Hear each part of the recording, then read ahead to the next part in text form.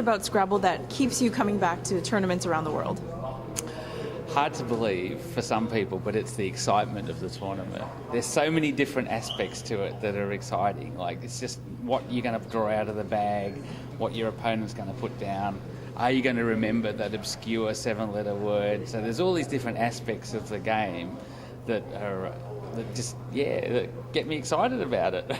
So break it down for me. You're sitting across from your opponent and the tiles are in front of you. What goes through your head? Do you look at your opponent and see how they're strategizing? Do you just focus on what you have to do? Tell me about what happened. Okay, so I figure for any situation there's always a best move.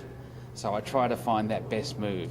But occasionally there's other factors that override, like I think, well, will my opponent, if I play a phony, and I don't like to play phonies, but occasionally I think if I play a phony, will I get away with it?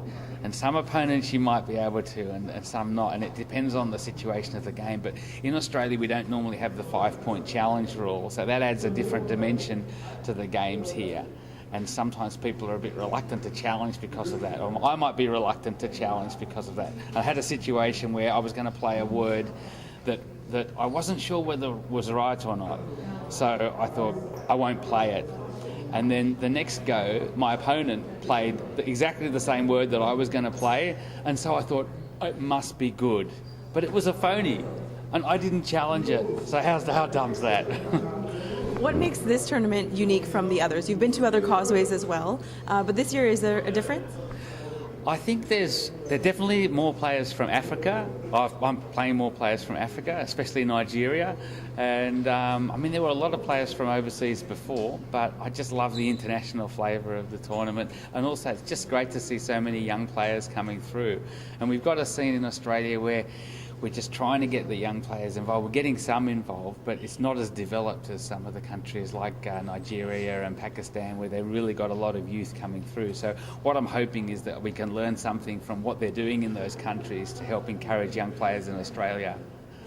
And you said there was a word that you wanted to play but you didn't. But is there a word that you have played that you're particularly proud of, or that that you'll remember?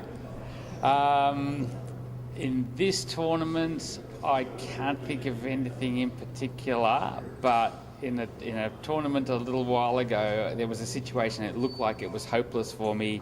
My opponent had beautiful tiles. He just needed an opening for a bingo, so he made one thinking that there was no way I would be able to bingo.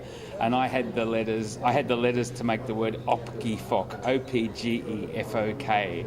I'd never played it before, and I was able to get it down and win the game. And he knew what it meant, and he said that a word applies to me. So I'll let people look it up if they want to. That's fantastic. Thank you so much.